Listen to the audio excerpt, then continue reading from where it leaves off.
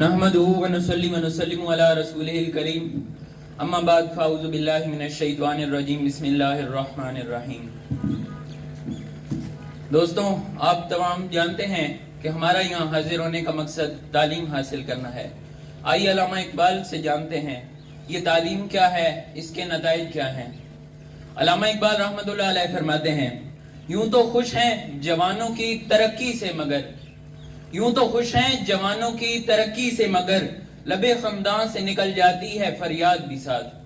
علامہ محمد اقبال رحمۃ اللہ علیہ فرماتے ہیں کہ ہم خوش ہو چکے ہیں، ہم مطمئن ہو چکے ہیں، ہم سمجھتے ہیں کہ پرواز جو ہم نے حاصل کرنی تھی، جو گول ہم نے سیٹ کرنا تھا، وہ سیٹ کر کے ہم نے اسے حاصل کر لیا۔ علامہ محمد اقبال رحمۃ اللہ علیہ فرماتے ہیں ہم مطمئن ہو کے پرسکون ہو کے بیٹھ چکے ہیں اور ہم یہ سمجھتے ہیں کہ ہم نے اپنی پرواز کو حاصل کر لیا ہے، جبکہ یہ وہ پرواز نہیں جو ہمارے قابل تھی، یہ پرواز ایسی نہیں جس کو ہم حاصل کریں، بلکہ ہمیں تو اس سے ابھی اور اونچا جانا ہے۔ آئیے اقبال سے اگلے مصرے کے بارے میں پوچھتے ہیں۔ اقبال فرماتے ہیں، یوں تو خوش ہیں جوانوں کی ترقی سے مگر لبے خندان سے نکل جاتی ہے فریاد بھی ساتھ۔ اقبال کہتا ہے کہ ہم مسلمان، ہمیں خود ہی نہیں پائی جاتی، ہم جب خود ہی آ جائے گی، یہ خود ہی ایسی طاقت ہے، ہمیں کوئی زیر نہیں کر سکتا، کوئی دشمن ہمارے مد مقابل آ کر کھڑا نہیں ہو سکتا، کوئی شخص یہ نہیں کہہ سکتا کہ ہم مسلمانوں کے مد مقابل آنے کی طاقت رکھتے ہیں۔ آئیے صلاح الدین ایوبی کی بات کرتے ہیں۔ صلاح الدین ایوبی کو جب معلوم ہوا کہ ایک دشمن ایک ممالک نے، اس کے وزیر نے گستاخی کر دی ہے، گستاخی رسول کا مرتکب ہو چکا ہے، صلاح الدین ایوبی ہاتھ پر ہاتھ دھرے نہ بیٹھ گیا۔ صلاح الدین ایوبی نے یہ نہ کہا جب فتح ہوگا وہ شہر سزا دے دی جائے گی، ابھی ہم سکون سے بیٹھ جائیں۔ نہیں، صلاح الدین ایوبی نہ رکا۔ صلاح الدین ایوبی اس دن کے بعد یہ واقعہ کئی جگہوں پر بیان کیا جاتا ہے، اس دن کے بعد صلاح الدین ایوبی نے اپنی کمر سیدھی کر کر لیٹنا بھی گوارا نہ کیا۔ صلاح الدین ایوبی بیٹھ کر سویا کرتا تھا، لیکن جب وہ شہر فتح ہوا، جب وہ ملک فتح ہو چکا، صلاح الدین ایوبی نے حضور صلی اللہ علیہ وسلم کے فتح مکہ والے اسوہ حسنہ کو اپنایا۔ صلاح الدین ایوبی تمام وزراء، تمام حکماء کو معاف کرتا گیا، جو آیا اسے معاف کر دیا۔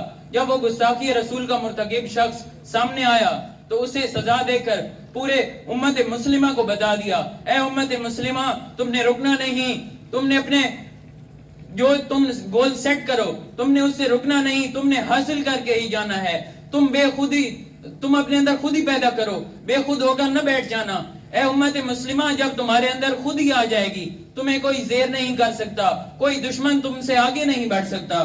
آئیے علامہ اقبال سے پوچھتے ہیں کہ ہم کیا سمجھتے ہیں تعلیم ہمیں کیا دے گی اور تعلیم ہمیں کیا نتیجہ دیتی ہے۔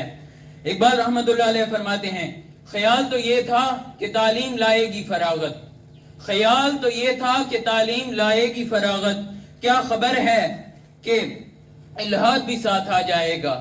علامہ محمد اقبال رحمۃ اللہ علیہ فرماتے ہیں کہ ہم سمجھتے تھے کہ ہمیں پرسکون کر دے گی تعلیم، اور ہمارا یہ گول بالکل غلط تھا۔ ہمیں تو یہ سوچ بھی نہیں آنی چاہیے تھی کہ ہم فراغت حاصل کر جائیں۔ علامہ محمد اقبال رحمۃ اللہ علیہ نے کئی اشعار لکھے ہیں، ان میں کبھی بھی یہ نہیں کہا اے مسلمانوں تم بے خودی اپنا لو۔ علامہ محمد اقبال رحمۃ اللہ علیہ کا تو فلسفہ مضمون ہی یہی ہے، اے مسلمانوں تم اپنے اندر خود ہی پیدا کرو۔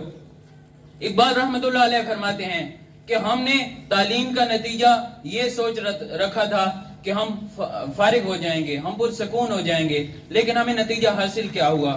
وہ نتیجہ یہ تھا، وہ الحاد تھا۔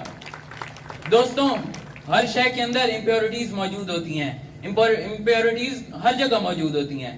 تعلیم میں ایک امپیورٹی آ جاتی ہے جس کو ہم تکبر کے نام سے جانتے ہیں۔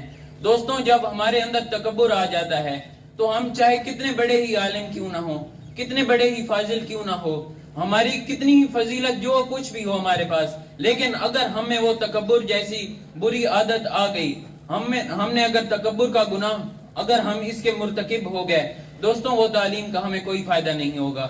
آئیے جانتے ہیں دو مثالوں سے۔ پہلی مثال ابلیس کی ہے۔ دوستوں، ہم اللہ تعالیٰ کو کتابوں سے جانتے ہیں، وہ اس نے اللہ تعالیٰ کو دیکھ کر جانا تھا، ہم اللہ تعالیٰ کو قرآن مجید میں سے جانتے ہیں، اس نے اللہ تعالیٰ کو اللہ تعالیٰ کے سامنے بیٹھ کر سجدے کر کے، آسمانوں پہ سجدے کر کے جانا تھا۔ دوستوں علم بہت تھا مگر تکبر آ گیا، اس نے حضرت آدم علیہ السلام کو سجدہ تعظیمی کرنے سے منکر ہو گیا، اللہ تعالیٰ کی بات نہ مانی۔ علم تھا، تکبر آیا تو اس کو اللہ تعالیٰ نے جنت، آسمانوں، ان تمام اشیاء سے نکال کر زمین پر پھینک دیا، کہا ہے شیطان اب تو مردود ہو چکا۔ دوستوں دوسری مثال ہے مولانا رومی کی۔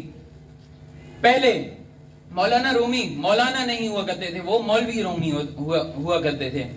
دوستوں علامہ محمد اقبال رحمۃ اللہ علیہ نے بھی اپنی فارسی میں ان کا تذکرہ کیا ہے۔ علامہ محمد اقبال رحمۃ اللہ علیہ فرماتے ہیں، ہچ چیزیں نہ خود بخود چیزیں نہ شد، ہچ آہیں نہ خنجریں نہ شد، مولوی شد مولانا روم نہ شد، تا غلام شمس تبریزیں نہ شد۔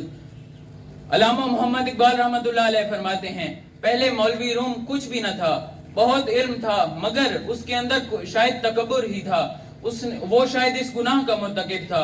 لیکن جب اسے صحبت حاصل ہوئی ایک فقیر غیور، ایک مجذوب کی جس کا نام تھا شمس تبریز، تو وہ مولوی روم نہیں مولانا روم بن گئے۔ ان کے اقوال سنائے جاتے ہیں، ان کے واقعات سنائے جاتے ہیں۔ وجہ کیا ہے؟ انہوں نے بے خودی اندر نہیں آنے دی، انہوں نے خود ہی اپنے اندر پیدا کی۔ انہوں نے تعلیم سے یہ نتیجہ حاصل نہیں کیا کہ وہ تکبر لے آئیں، وہ دوسروں کو کم تر سمجھیں، نہیں، وہ دوسروں کو کم تر نہیں سمجھتے تھے بلکہ وہ اپنی بہتری کے لیے آگے بڑھتے تھے، اپنی بہتری کے لیے قدم اٹھایا کرتے تھے۔ وہ کبھی بھی پیچھے نہ ہٹتے تھے بلکہ خود ہی حاصل کر کے اپنے نئے گول سیٹ کرتے تھے۔ ایک گول حاصل کیا دوسرے کی طرف نظریں، دوسرا حاصل کیا تیسرے کی طرف قدم بڑھاتے تھے۔ دوستوں ہماری تعلیم کا بھی یہی مقصد ہونا چاہیے، ہم کوئی ایسا گول سیٹ نہ کریں جو شایان شان نہ ہو، ایک مسلمان کے شایان شان نہ ہو۔ جب وہ گول سیٹ کر لیں تو کیا رک جائیں؟ ہرگز نہیں۔ دوستوں علامہ محمد اقبال کا فلسفہ کہتا ہے، صلاح الدین ایوبی کی تلوار کہتی ہے، محمد بن قاسم کا جذبہ کہتا ہے، عمر فاروق کا عدل کہتا ہے، صدیق اکبر رضی اللہ تعالی عنہ کا حیا کہتا ہے، حضرت عثمان غنی کا حیا کہتا ہے، حضرت صدیق اکبر رضی اللہ تعالی عنہ کا جذبہ ایمانی کہتا ہے، اور حضرت علی شیر خدا کا وہ شیروں والا جذبہ کہتا ہے، وہ شجاعت کہتی ہے کہ اے مسلمان رکنا نہیں ہے، جس دن رک گئے فلسطین میں تم پر ظلم کیا جائے گا، جس دن تو رک گیا چیچنیا بوسنیا میں تم پر ظلم کیا جائے گا۔ اے مسلمان اگر تو رکا تو صرف اور صرف بستیاں ہی تیرا مقام ہوگی۔ شکریہ۔